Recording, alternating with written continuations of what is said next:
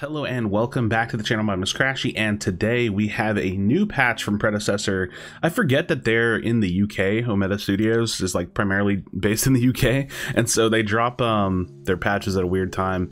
So yeah, we got to dive into this. Version 0.2.3 is live, and there's a little infographic on some nerfs, buffs, and changes, but let's go ahead and dive into the actual patch notes themselves. So let's take a look. It's our first balance patch of the year. This one's primarily targeting item build diversity with a sprinkle of hero balance. Very nice.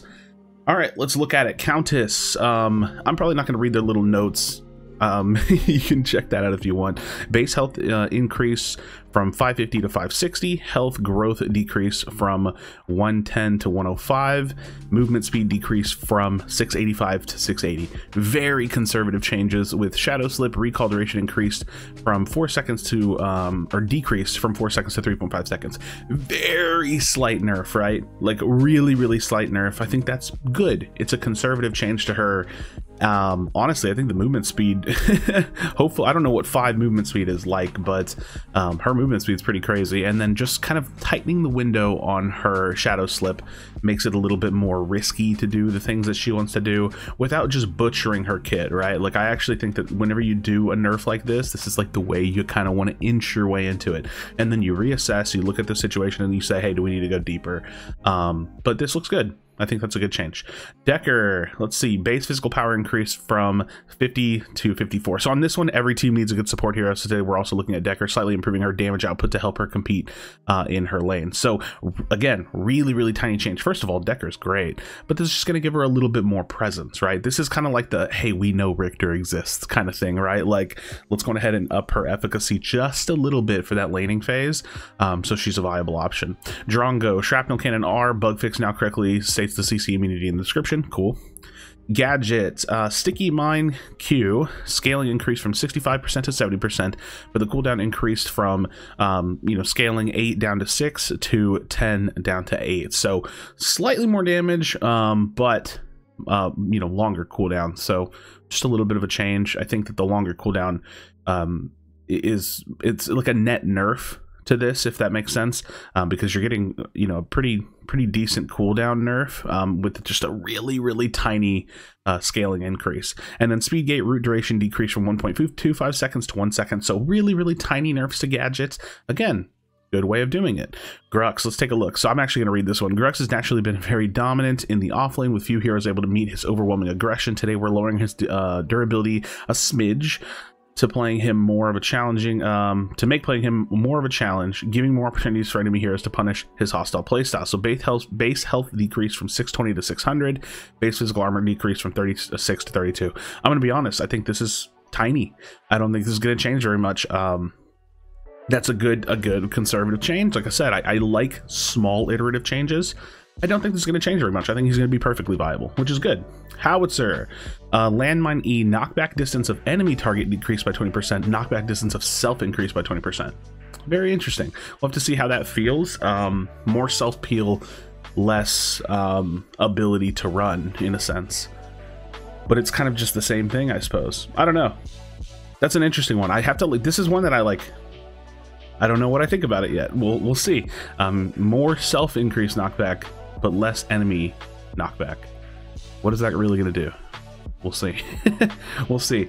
Kalari's 1 or 2 item power spike has been pretty substantial compared to many other heroes, which has led to a few changes today that we hope to better balance her on the field. As ever, we'll be monitoring her performance, your feedback to make further tweaks if needed. Deathmark E, base damage increased from 40 scaling to 140 to 40 scaling to 160. So let's see the actual changes.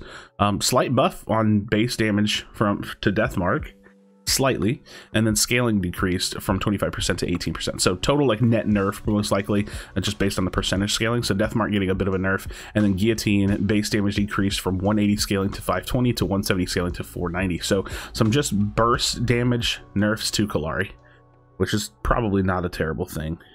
Chimera, let's see what they did to Chimera. Bug fix in-game description now correctly states the duration of 2.5 seconds instead of 3 seconds. Cool.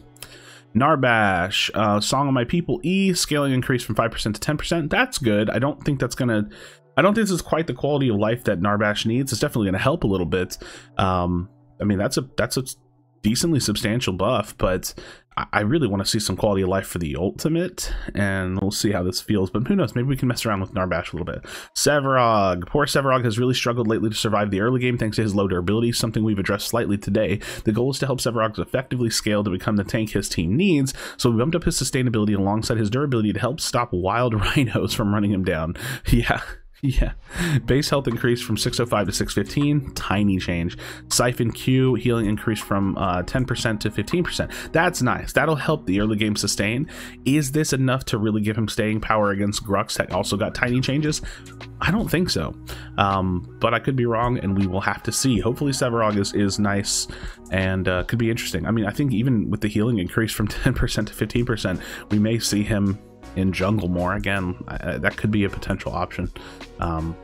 Gives him a little bit more staying power in jungle. I think he does okay in jungle too. Steel, everyone's favorite big orange cyborg, continued to be a strong offlaner thanks to his ability to comfortably scale into team fights. In today's balance patch, we're hitting his early game mana pool, opening opportunities for enemy heroes to punish him if he commits too hard. Bull Rush Q mana cost changed from 60 scaling to 80 to flat 75. Okay, so just that changes nothing, right? Steel is probably the best offlaner right now.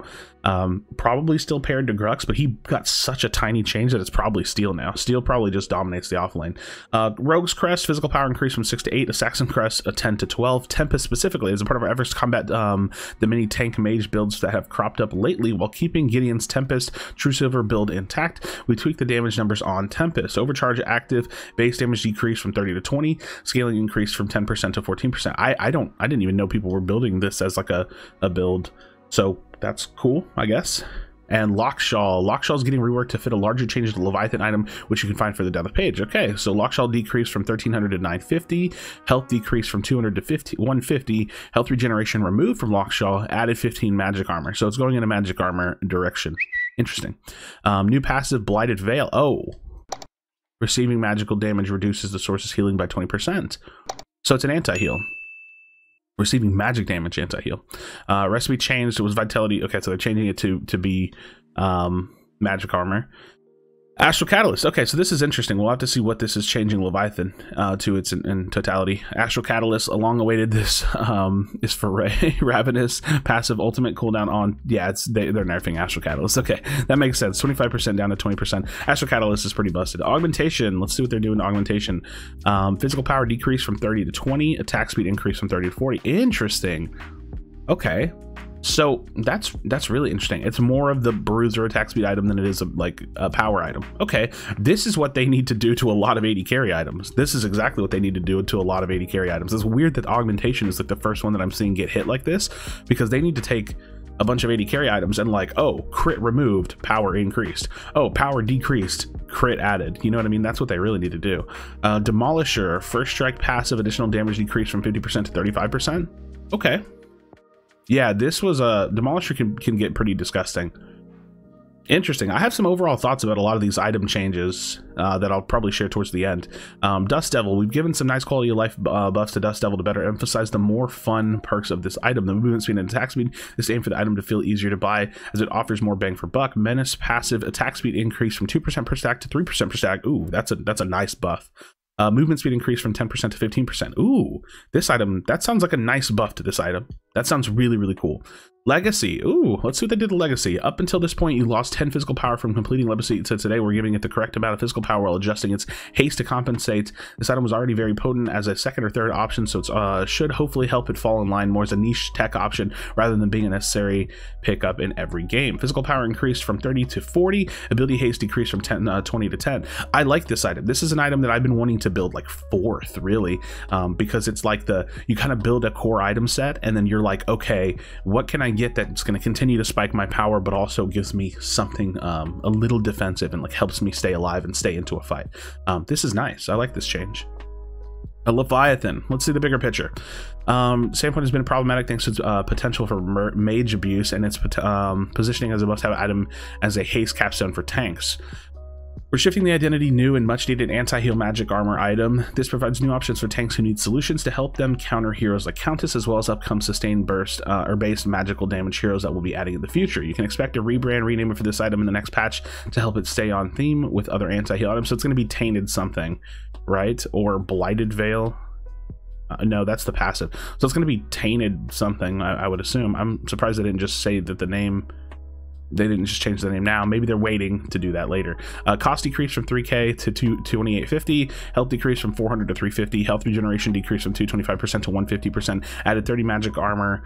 And then passive reworks. Blighted Veil is anti-healing 40% for 3 seconds, and then gain 5% damage mitigation doubled versus targets affected by blighted. Gain 5%. New passive Colossus. Gain 5% damage mitigation. You just get damage mitigation. Like you just, like, if you're having this, you just negate 5% damage.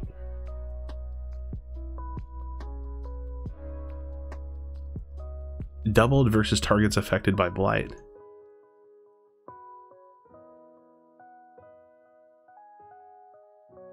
Huh. Like, this is like a must-have tank item. Okay. Like, okay. Yeah. Tanks. Okay.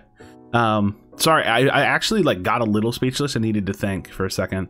Okay, Malady. Combined with other compounding effects, Malady has been one of the biggest factors behind Kallari's recent dominance. Increasing the item's cost will hopefully alleviate this a bit. Okay, 2800 to 2900. Mutilator nerfs. Mutilator and anti-tank identity overall stat line has made it feel like a must-buy for many characters. We're hoping today's nerfs open a bit more build paths and more diversity for bruisers. Mutilator passive damage decrease from 1.25% to 1%, and maximum health steal from 8% to 5%. I'm going to tell you right now, this item is still probably going to be a first buy on all the characters that first buy it. It's just going to not snowball the game so hard. But you still don't really want to lose the percentage based shred, and the only other way to get around this right here, like to get around the fact that this is a thing, is some bruisers may skip Mutilator and go straight for a Sky Splitter instead. Like, that's going to end up being the alternative, and you're going to lose like the maximum health steal potential. But some would probably do that. Like with Grux, you may stop building Mutilator on Grux, and you may go like literally, like, I can't think of the name of the item that's in Sky Splitter, but you could build like the percentage HP item from Sky Splitter into like a Bone Saw, or you could full build Sky Splitter first and start with that. But I think for some characters this is going to be exactly the same. I don't think it's going to change very much. It's good change, but I don't think it's going to change in terms of item viability. All right, Nightfall. This change is actually more of a bug fix in disguise. It proves that you were losing stats for completing this item before today. Nightfall has a brand new recipe, and we've also lowered its cost a bit to make it easier to buy. 3100 to 33,000. Recipe change was Hone Chris Crimson Edge Saber, now Hone Chris Bloodlust. Oh, so Bloodlust actually builds into something else now. That's cool. I don't really ever build Nightfall, so we'll have to take a look at this once we see it in game. All right, raiment changes are part of continued initiative to combat abuse cases for characters in innate stain. Increased healing decrease from 20% to 15%. Ooh, that hits a little bit. Okay, that's a little unfortunate. I don't know that I would build this on like Chimera as much as I used to, which, I mean, to be fair, it was like a 4th, 5th buy anyways. But that's a pretty decent nerf. Tainted Guard has been the subject of some big nerfs, along with tank itemization, and now with the overall changes to Leviathan, we're looking to slot a bit of ability haste to allow tank builds to offset the overall haste loss. Okay, so ability haste increased on Tainted Guard. Tainted rounds attack speed increased. Tainted Totem no longer applies to the holder of Tainted Totem. Nirvana passive. Wait, what's the Nirvana passive?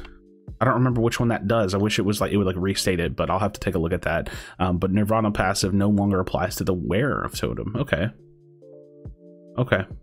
Tectonic Mallet. Bug fix description now correctly states that Tectonic Mallet grants 5 additional movement speed. Magic armor decreased from 40 to 30. Okay. And no longer factors the combat. This is the worst item in the game still. I don't understand. I don't know what this item is supposed to trying to be, but this item got nerfed for some reason, and I think that this item is terrible, so I would never build it. Terminus, the passive shield is fixed. True Silver Bracelet, they're trying to bring the tank build, mage build down, I guess, so health decreased from 250 to 200. That's fine. And then last but not least, Void Helm, Justicar passive movement speed increased from 10% to 15%. All right, so they want to buff the viability of Void Helm, which I think Void Helm's a great item. I just tend to skip it because there's some other really, really good like magic armor items. So interesting patch. There's some things in here that I didn't see. I was really expecting a change to Dynamo. I think the change to Astro Catalyst is really good. I think the niching of augmentation is really good. I wish we saw more of this along 80 carry items. Dust Devil seems like a nice change. Legacy seems pretty cool. And then the overall rework to Leviathan is going to be interesting. Really, really interesting. So friends, that's the patch. Let me know your thoughts in the comments section down below. Yeah, really interesting. I think that this is gonna make tanks feel a little worse though. I think the change to Leviathan might be nuts, but that's my initial assessment. This is probably the big winner of the patch right here, so we're gonna wait and see, and we'll give our thoughts in some future videos. Drop a like on this video, subscribe for future Predecessor content. As always, be sure to be kind of one another, tussle when you love them, and I'll see you on the next video.